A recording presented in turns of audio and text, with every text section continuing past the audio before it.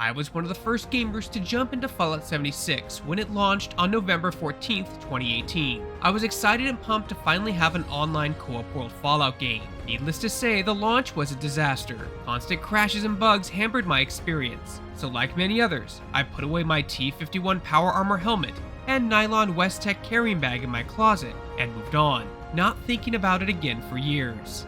Now, with the launch of Amazon Prime's new Fallout series, like so many others, I took a look at getting back into Appalachia. Has Fallout 76 evolved into a dream co-op open-world Bethesda experience? Kids these days, so presumptuous. Or has it mutated into something unrecognizable?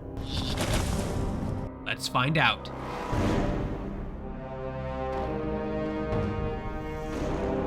I installed the game, created my character, and ventured out into the wasteland from Vault 76, the first time since 2018. Immediately, the game looked better, played better, and had human NPCs I could talk to. Already a huge improvement. Since launch, the game has had 18 major updates, with another on the way. As I continued to play, I picked up quests, learned how to craft, create a camp, and started to become immersed into the world. The longer I played, the more I felt like I was in a Fallout game. The tone, weapons, enemies, and most importantly, the stories that the wasteland was telling sucked me right in. I was just gonna kill you and take your stuff when you came back. If you came back at all, that is. Guess it'd be a real dick move for me to do that now. The most surprising aspect of the game I wasn't expecting were the heavy RPG elements. Now I say heavy compared to Fallout 4, which is a fantastic game, don't get me wrong, but it really leaned into the more combat action adventure elements, more so than RPG. This is something that Fallout 76 I feel does better than Fallout 4, and took me back to that classic RPG aesthetic from Fallout 1 and 2. Stats are more important than ever. You can pick up diseases by drinking dirty water or food, get parasites, or even mutations if you're not careful about your rad levels. But perhaps the real aha moment for me was when I entered a zone and was prompted that the air was toxic and causing effects to my character. I would need a gas mask in order to proceed. Food can also spoil if it's not used after an extended time. There are also survival game elements you'll have to manage, like thirst and hunger levels. While these survival elements aren't as extreme as something like Rust, for example, Fallout 76 is much more flexible and forgiving in this department. It's pretty generous with food, water, and ammo, so think of Fallout 76 as more a survival-light experience. Okie dokie. But what are the biggest differences for you Fallout 4 fans out there? Well, your special stats and skills have changed. Instead of having a talent tree with tiers you unlock the more points you put into it, you're given perk cards for each attribute. Each perk card has a set cost and is limited by how many points you have in your special build. Strength, perception, endurance, charisma, intelligence, and luck. Perk cards can be upgraded multiple times, improving their rank. Yes, you most certainly can build your ultimate dream character, if you want to be a sniper, meleeer, or stealth, etc.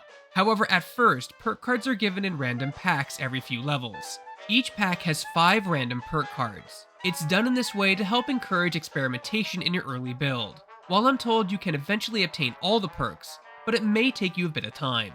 Of course, the classic Fallout perks are here as well, like Leadbelly, Pack Rat, and several others. It's a different system, but the end result is the same, and you can build your character in the way you like to play. Enjoying having extra stimpaks and chems? There's a perk that reduces their weight and makes them more effective. I was lucky enough to get good perks for a shotgun build, which by the way, the shotgun in Fallout 76 feels very, very good.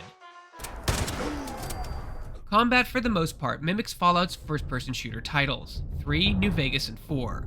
But since it is an online game, there can be some moments of lag between firing a shot and having it register to an enemy, especially when hip firing. Unfortunately, VATS had to be changed in an online multiplayer environment as well. Instead of freezing or slowing down time, VATS allows the player to easily auto-aim in real time with a percentage chance to hit. While there are perks that allow you to be more accurate and target specific body parts in VATS, it's certainly the biggest difference. But I understand, there's really no way to do true VATS in an open world online environment.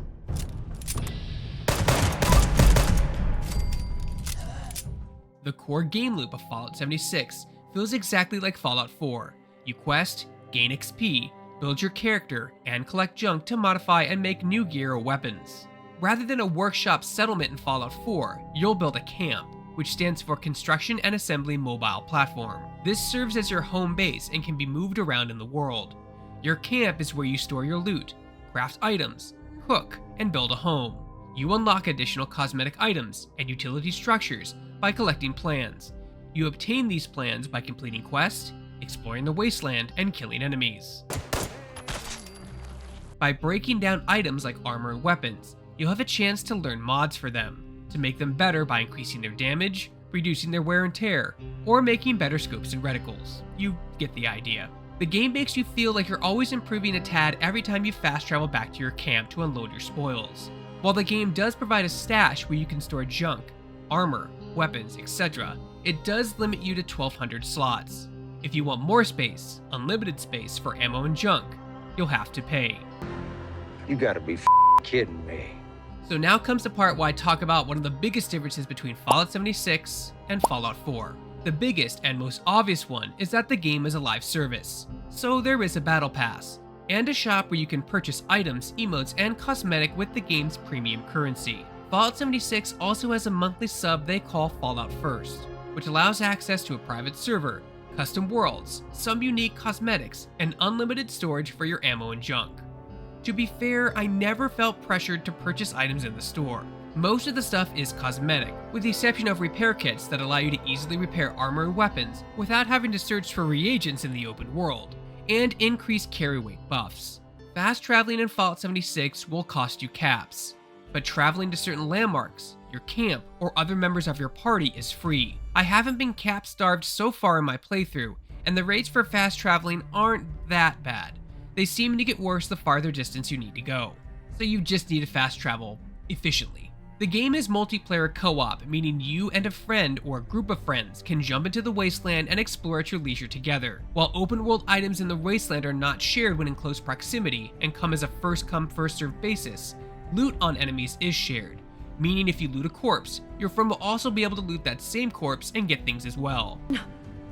Did you murder her friend? Real damn. I didn't mean. She said give him a nudge, so I went to punch him, and he got one shot. I thought you were strong. I did not mean to kill him. Is he gonna be okay? On top of the main storyline quest and side quests you can complete, Fallout 76 offers world events that pop off at certain times. These can vary from protecting a target or location from waves of ghouls, to fighting giant mutated monstrosities for good XP and rewards. In addition, Fallout 76 did an update called One Wasteland, which levels up the world with your level. So if you're level 22 and your friend is level 10, you can both do the same content without issue and explore at your leisure, which is a nice touch. The only thing that was kind of wonky is how the game does questing within a group. Each quest that is not an event doesn't really share progress. For example, if you have a quest that says craft a weapon, both you and your friends have to both craft weapons to complete the quest. You can't have one person craft it and have it count toward your progress in the group, even if you both have the identical quest being tracked. This was just a minor issue with the main and side questing. I'm more used to RPGs like World of Warcraft, where you do a quest in a group and get credit for it as long as you've hit the enemy once or in the same group. This wasn't the case for all the quests, but I'd say for most of them in a group setting.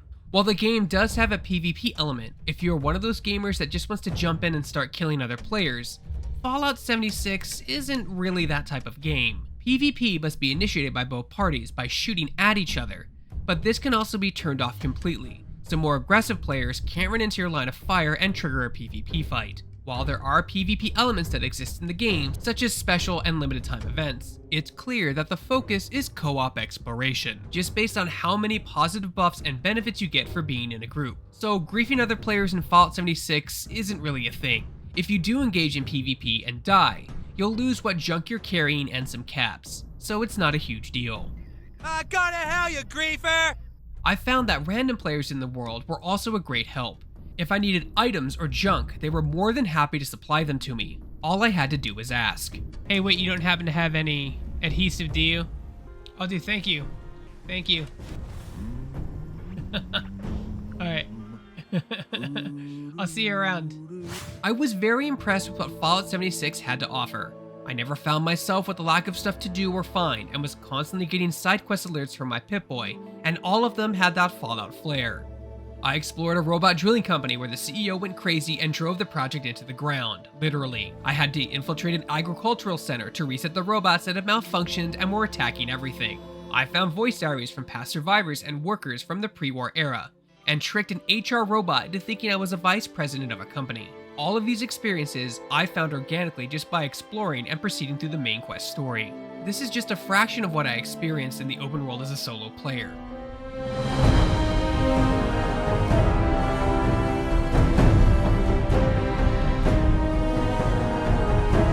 Fallout 76 had a bad launch, and yes, while there is still the occasional bug and glitch in the open world, it's still a fantastic fun experience. If you're burnt out on Fallout 4 and looking for something new to see and explore, through the 18 major updates, Fallout 76 has indeed become a better game, and I'm happy that the development team didn't give up on it. Come join us in Appalachia. The water is warm and a little irradiated, but fine.